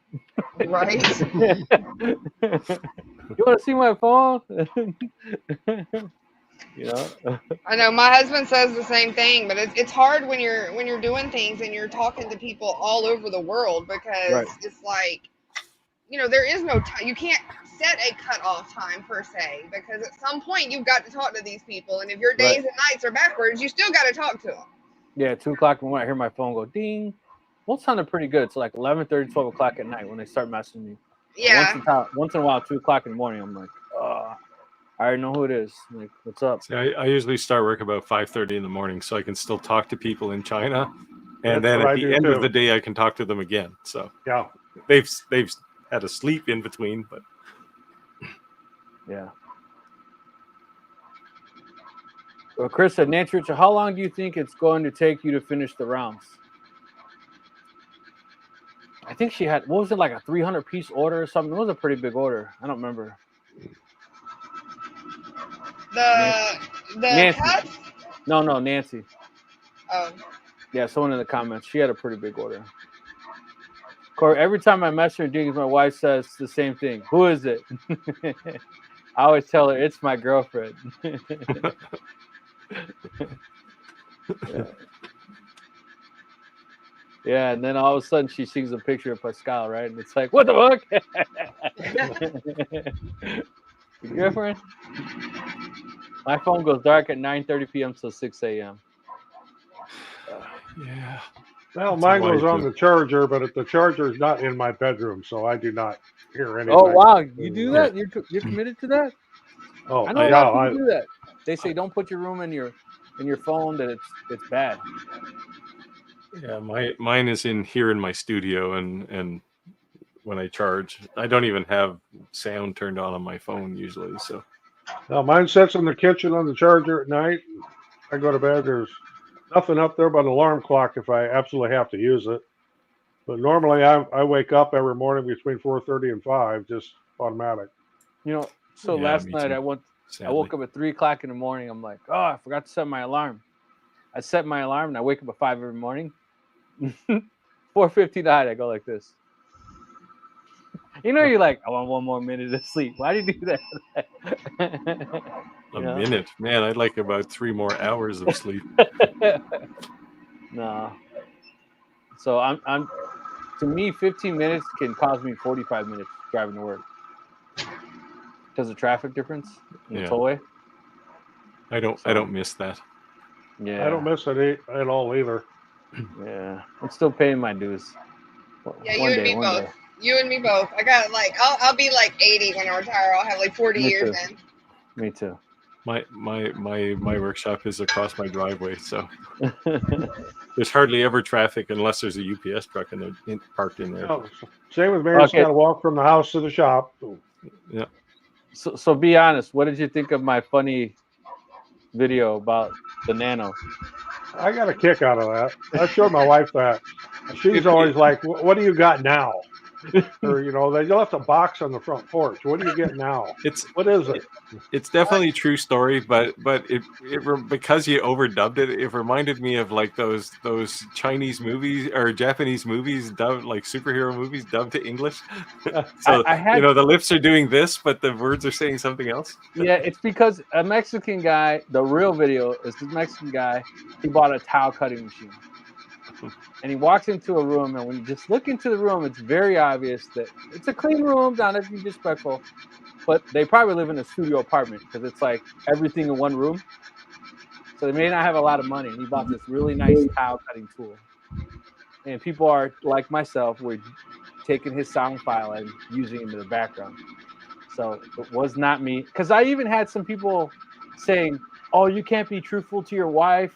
You lied her on the price. I'm like, dude, it's a bit. It's a skit. Like, it's not really my voice. Like you said, Steve, if you really paid attention, I even yelled at one point, you look at my face, I'm like, what are you doing? Come down here. Like, come closer. I'm like, because it was my daughter, not even my wife, recording me from the stop porch. I'm like, come down here, come closer, to get the screenshot, the video coming down on the box. Yeah. So, and I couldn't cut that part out. And I was like, and I already cut the box open. So it is what it is. I really chuckled at it because it was just like the week before or so that you did that video that We Create showed up in my yard, and my husband was just fussing at me. He was like, you can't fit any more lasers in your 10x16 shop. Right. And then the We Create Vision showed up, and then I set it up, and then like a week later the new We Create Vista showed up. And I still have never talked to anybody at We Create. I still don't even know who's sending them for me. I can probably give you a contact. I mean, like, it was about 4 months ago I seen an email from them. And I, honestly, to be honest with you, I have no use for a diode laser. Because I have my CO2s, I have the galvos. I mean, what do I really need with a diode laser? Right. And I don't have the space for it. So, I just didn't respond to the email. And I guess they just decided they were going to send it to me anyway. Yeah. Well, what do you say? Just because you sent it to me doesn't mean I'll do the review. Right? Well, like and that's what and that's my thing is, I mean, I guess I looked at it more as a positive. I'm not obligated to anything because I didn't agree to anything. Right. So, and I did a video with the Vision. And like I said, for what it is, I'm impressed with it. It did what it should do. I saw Roger's video on the Nano, and I was actually going to say, Steve said one people don't understand is that we collaboratively do things together, right? And we're not a competition. And just because you made a video doesn't mean I'm mad that you made the video and I can't make the video. It doesn't. We don't work like that. Like there's a camaraderie here, right? Yeah, exactly. I mean, my thing is the laser community is big enough. There's plenty of room for all of us out here, and so I don't care. I'll work with just about anybody as long as their morals meet my morals.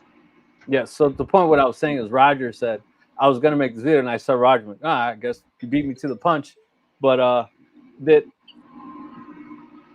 we have this argument all the time: is laser engraving woodworking, right? People think it's not. But then you have Brad Irons and all kinds of putting their logos into their work. Let's say you don't want to touch a laser. It's not your thing. It's not woodworking. Okay, fine. If you had a small Nano and you could just set it on there purely to put your logo on your work. That's it. You're still a woodworker. Even if it's the only, even if it's the only thing you ever engrave, right? You can just go. Right. Yeah. Right.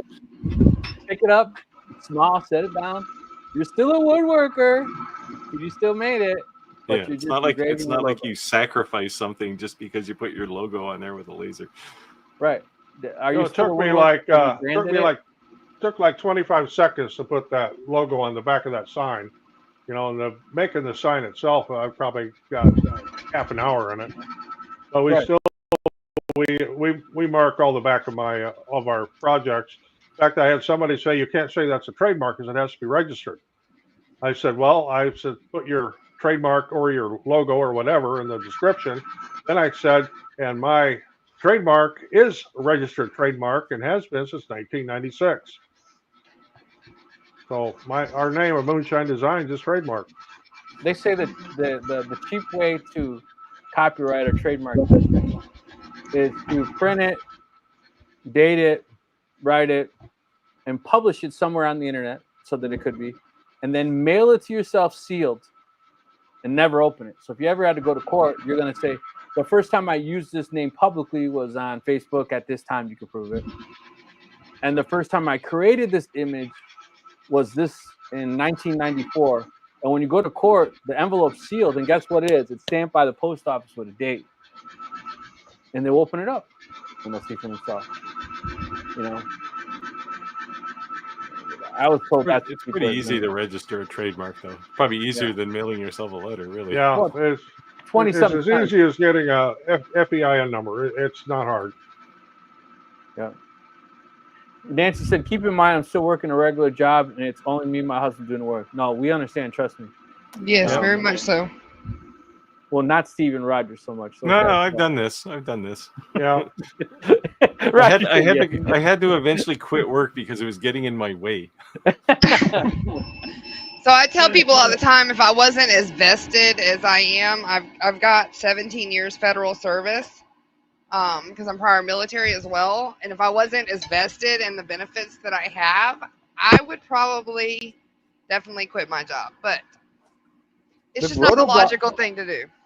Rotoboss said for you to send them that laser. Right? I need you to make it work with your rotary, Jason. There you go. Trade swap. If he's collecting We Create Visions, I got a 40-watt one sitting on my He said he will come to you. Look at that. He will come to you. Yeah, well, he's not far, y'all. He's in Florida. But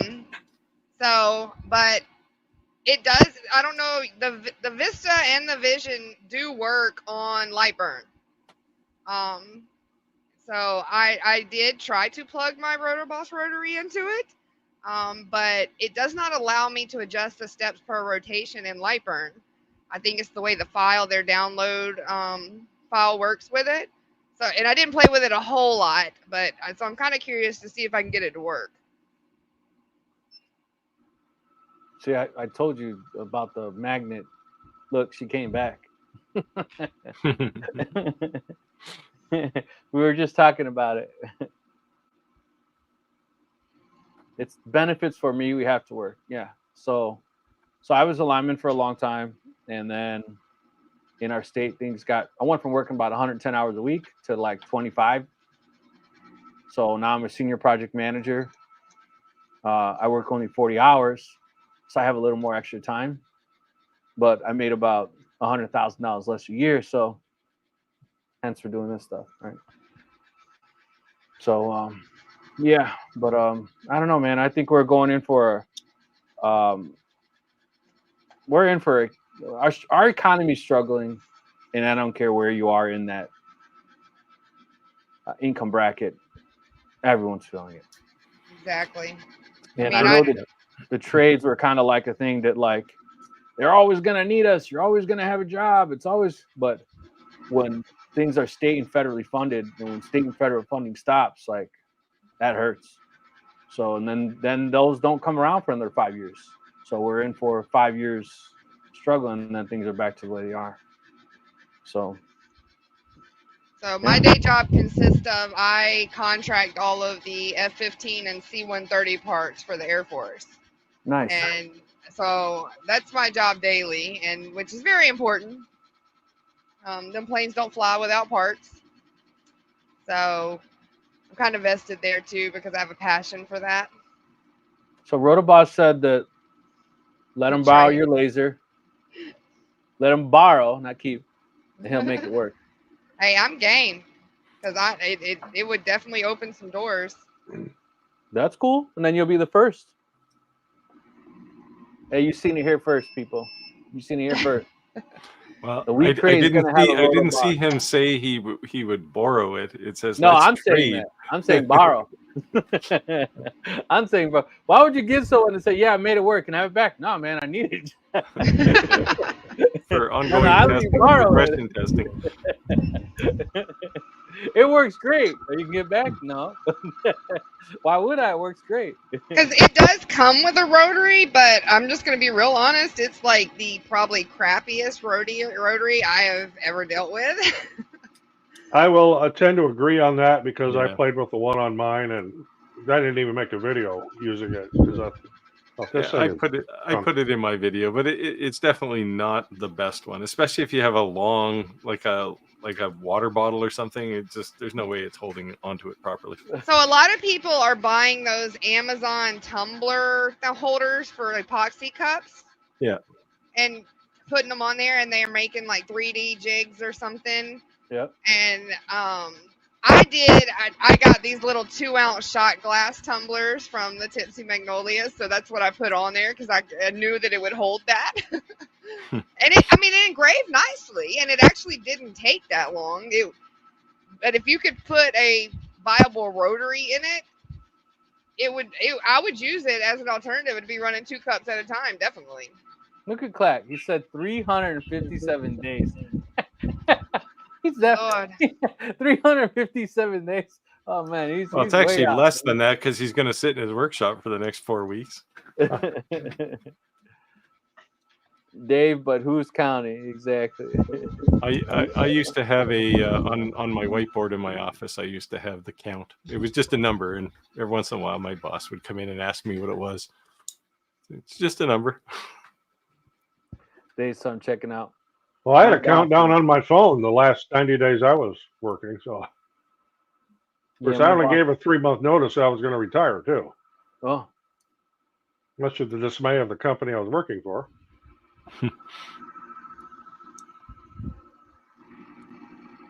Get it, girl. Clack says, He's Chris counting. Yeah. Yeah, I don't know. I'm only 45. Well, I'll be 45 this November. So I got some time. I still got to pay some turned bills. 40 in August, so. All you young people. Hey. I can really say all you young people because I'm the oldest one here. I'm you 67. Are, yes. I'll give you that. I'm only 60. Look at Steve. Yeah, you are. I'm only 60. Yeah. So what most people don't understand is those of us like she was saying earlier that work full-time jobs and do this. This got a lot bigger than I expected it to, really quickly. Yeah. And I have 6 kids. I have 28 dogs. I have farm animals. We have 2 other businesses, and I work full time. What do My they life say? doesn't stop. They say you quit a 40-hour job to work 115 hours for yourself. Yes.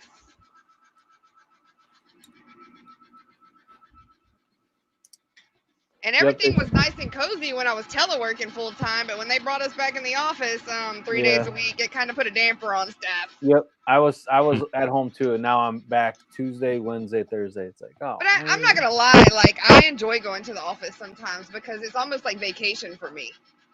Yeah, I just get pissed going to the office because everyone wants to socialize. I'm like, dude, I'm not here to be your friend. I have work I actually have to do. Yes. Like, that's what I tell them. I tell them that at work all the time. I'm like, you guys realize we get nothing done when we're in the office, right? Yeah. Because it's like a reunion every week. Yeah. So yeah, they're like, you want to go to Twin Peaks? Do you want to go to coffee and tea? No, I don't want to go. And I don't understand how people can afford to go out to these lunches every day. Like, you know, like I am here with my little ham sandwich and my little bag of Doritos. And I'm like, I'm good, man. I'm good.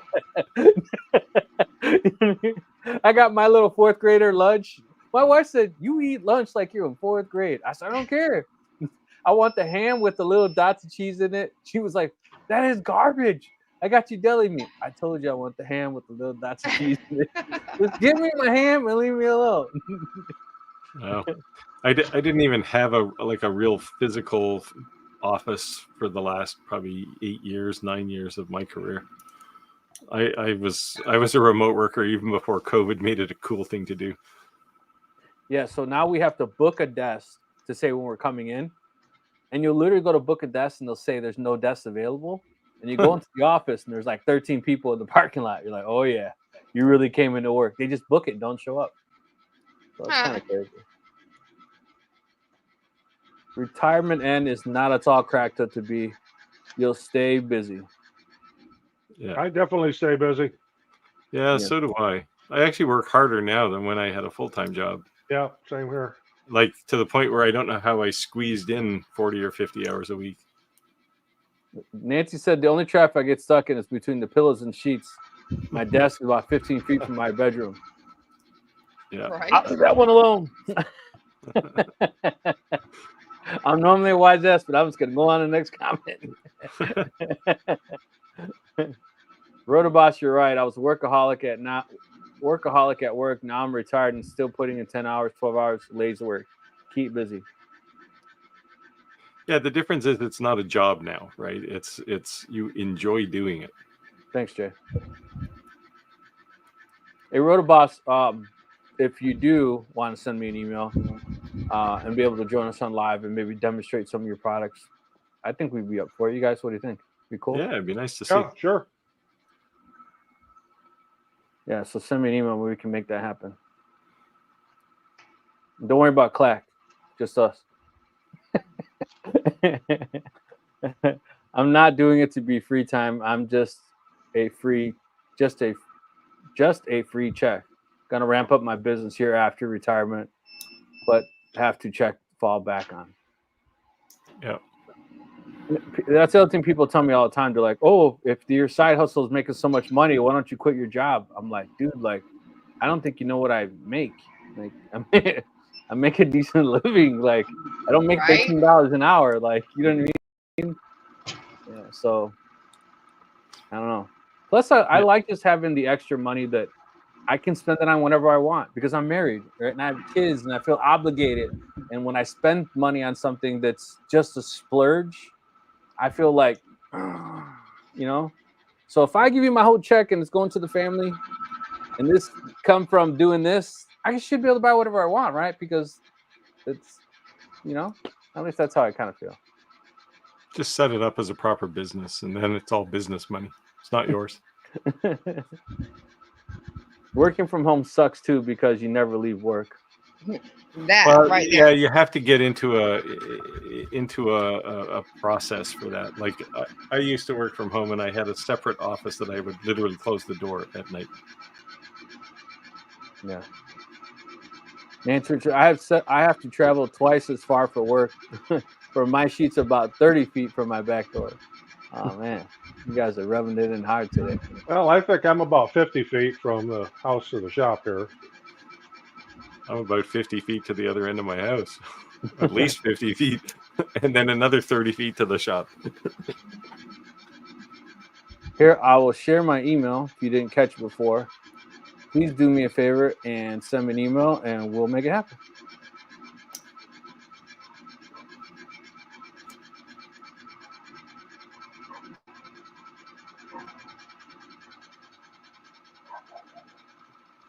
The good thing about government retirements, lifetime check, and I start draw at 50. Nice. I work for the government, but I don't get a draw at 50. I want my full retirement. I'm going 67 and a half. Wow. Here you can retire at, well, you can collect pension, federal pension at 60. So that's what I did. Yeah, well, you know, our government likes to take as much as they want all the time.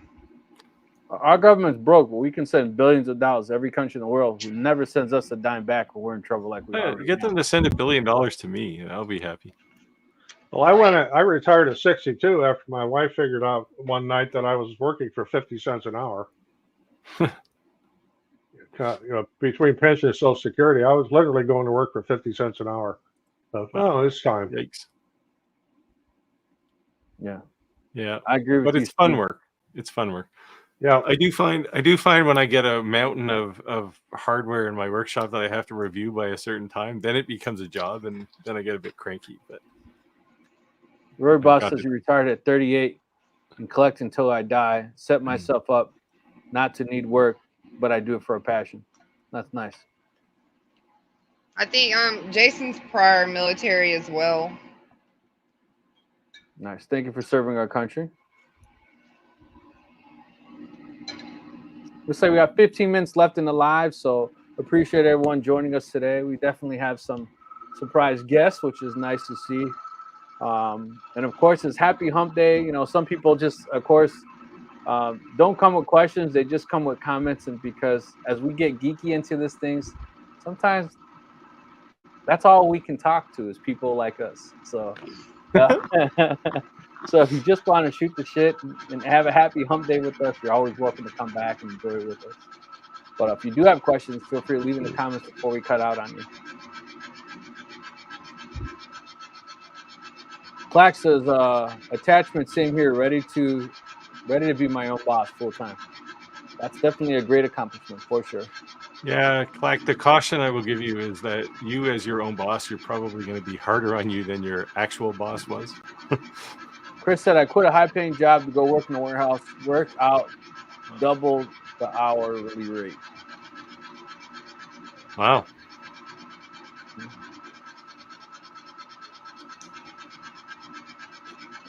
So it's nice, but it's not cracked up to all to be. Yeah. So I don't know. I'm not there yet. I'll let you know in 20 years, maybe 25. They say that. Oh. They say once you retire, if you don't keep yourself busy, retirement's the fastest way to kill yourself. Yeah. Yeah. Yeah. You have to think differently when you're retired for sure. That's no way to talk about your wife. I'm telling you that right now. especially on Facebook and YouTube. Oh, Jason. See, I say the same thing. My boss is a hard ass. He makes me get up at 5 o'clock in the morning and start work.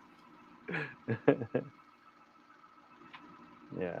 No, my boss is a dick. So.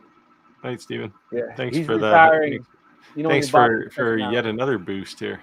Wow, Steve, he's making it rain again. Always good to hear you. Thank you. Appreciate you joining. Yeah, good conversations today. Oh, here you go. What's a good question? If you love what you do, you'll never work a day in your life. That is absolutely correct. And while I'm putting in about 70 or 80 hours a week now, it's not work. He said my wife has nothing to do with my business. It was a joke. Meaning See, I'm she trying really to I'm is- trying to convince meaning my she's wife. really the boss. I'm trying to convince my wife to quit work and become my business manager because I'm just terribly disorganized most of the time. So Yeah. Too funny. So what are you up to now, Nikki? I got about 6 more cups to do. Oh Wow. man. Well, almost of done. this size, I probably got another 40 to do of another size. So when do you call it? I'll probably go to bed after I get off here with y'all and finish up tomorrow. Yeah, there's a couple times, man. I've stayed up all night for big orders and went to work like. Well, I'm in these are not a rush order. So she actually doesn't need them for like 2 weeks, but since I figure I'm on a live, I might as well sit here and work since I'm in the shop. So Chris said a rotary. That's what she wants you to think, that she's not his boss. yeah, She's not my boss. Okay. sure. what is that TikTok video that says I don't do the cooking, I don't do the cleaning, and then they like take something from them and they're like, I do the cooking, I do the cleaning. My 4-year-old daughter somehow watched that and she walks around telling me that all the time now. Nancy said, if I could afford to quit my job and just do custom laser work and sublimation print, I would.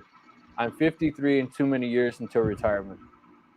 Well, give it time because this stuff tends to blow up really Yeah, quickly. it could really snowball because I never intended to actually be in the business, but it happened. Chris said, no joke. Could not tell you anything about your business. Yeah. Yeah.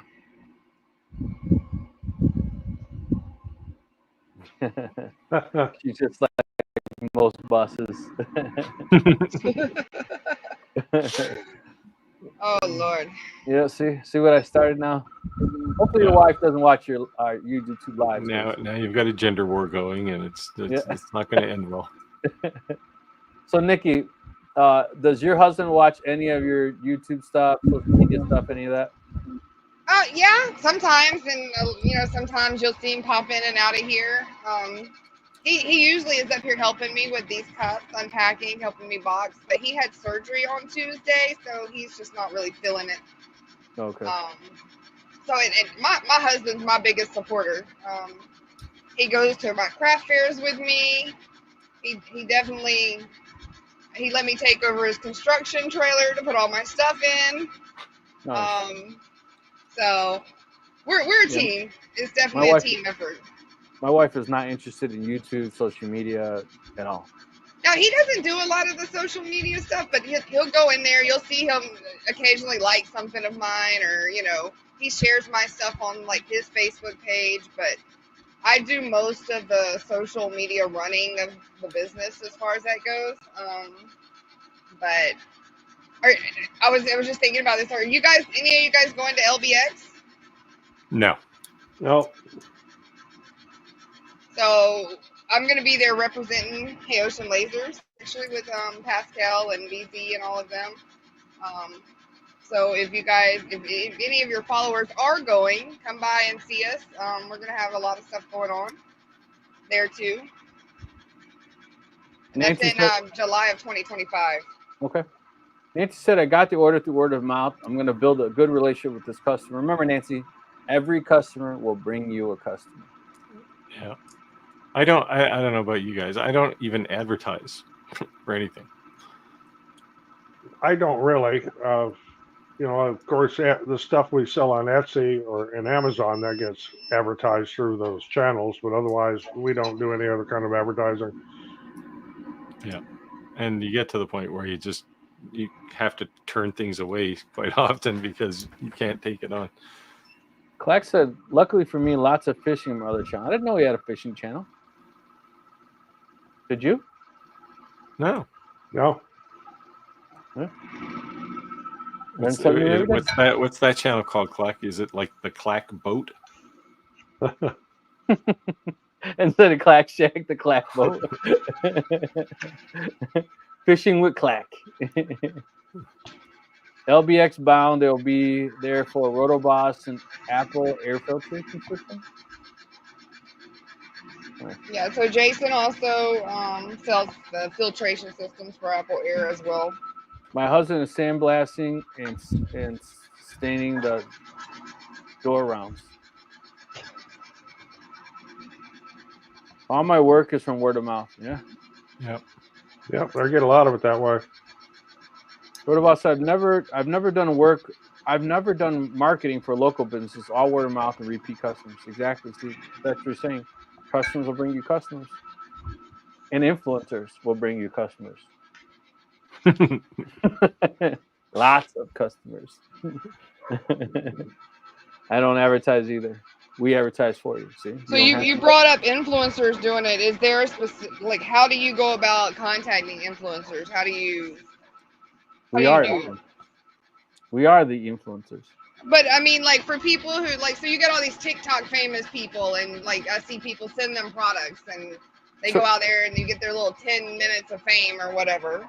So to me, the difference between like YouTube and TikTok, and YouTube's starting to do it. Like, I couldn't talk about it before because I could get banned from YouTube, but like I was on this board with YouTube where they're starting to interview you and ask you on features you want to ask, AI, all kinds of new tools they're going to be adding.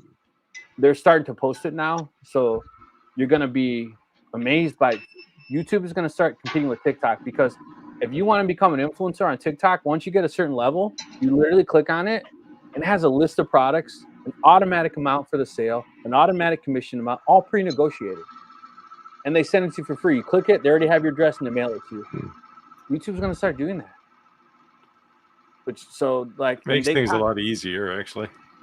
So, and then the other thing is that in TikTok, you don't have to worry about, oh, you're spamming the comments and all that. No, because they built in the link.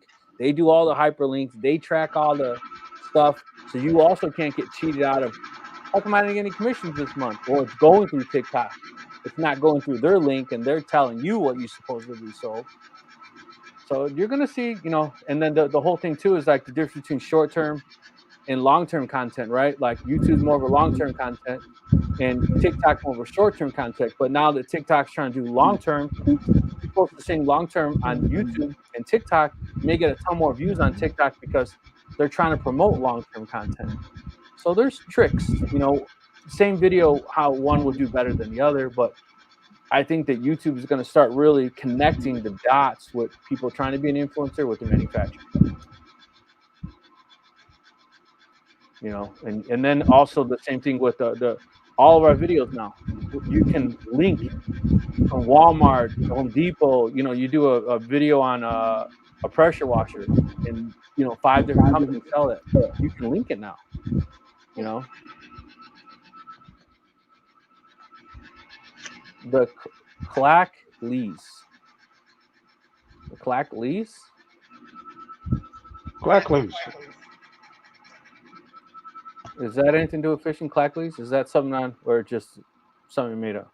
That's his hunting and fishing channel. I wasn't sure if it meant anything, but yeah, I'm not into affiliate links either. Like, okay, let me correct me. I'm not going to post affiliate links, something I haven't personally used. Not like, here it is, right? Now it's different if you're saying, hey, I did this review on this Nano. It's not going to cost you a dime. If you click on the link, you support me, you know, and then maybe I'll give you a $50 coupon. That's one thing. But those people who just like, what is it, merchant link? Certain websites that all they are is just affiliates. Like, post this. I'm not going to spam people's stuff. Like, yeah. You know what drives me crazy is in some of these groups you see Amazon links. They're just full of Amazon links, and you know, it's just like, here, you know, here's a deal, go buy this. Here's a deal, go buy this. It's a laser group, and it's you're buying, you're showing stuff that's not even laser related. Just click the link and buy it. Yeah, Clark, that's what I was talking about them coming out with those affiliate sales and all that. So I just couldn't talk about it before, like, because there was I signed a gag clause. I couldn't talk about it. The infamous NDA. Yes.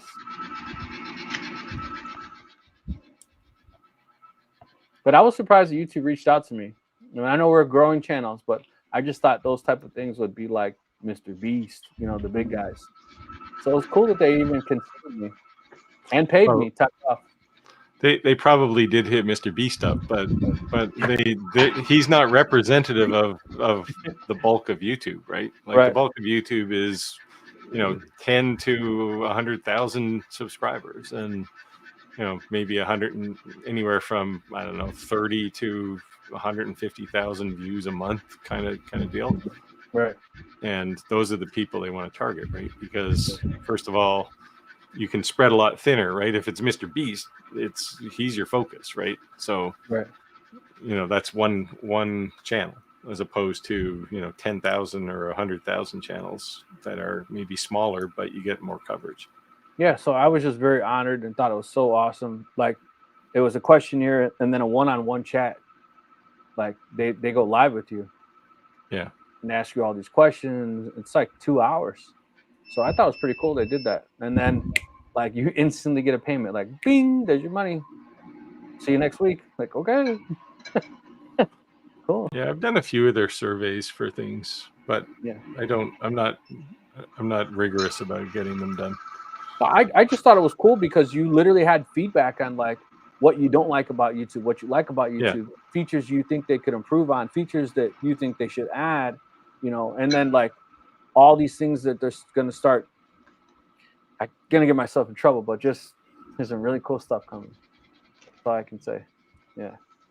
Maybe in a couple weeks we'll share more, but some really cool stuff's coming. It's cool. And they're slowly leaking their own details. So looks like Clack started a third channel months ago. I checked it out. Does it have a black couch?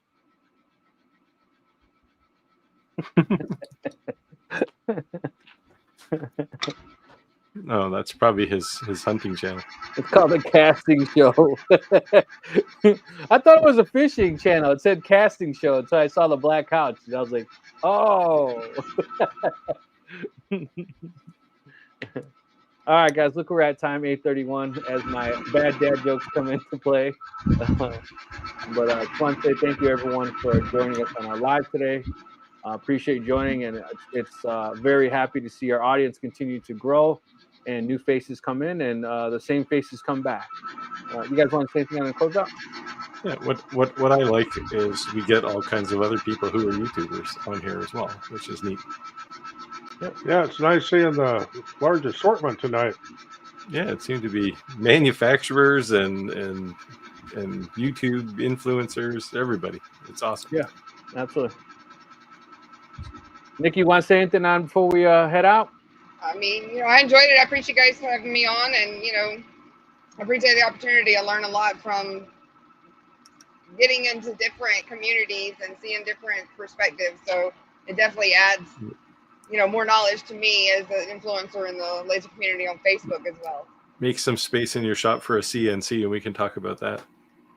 Yeah, I'm just not sure that's going to happen. If y'all could see my shop right now, I literally have standing room. Well, then you need to ask for a new shop. Well, that's on my list. My husband is diligently working on that one for me. I'm not talking about from your husband. I'm talking about $3.99.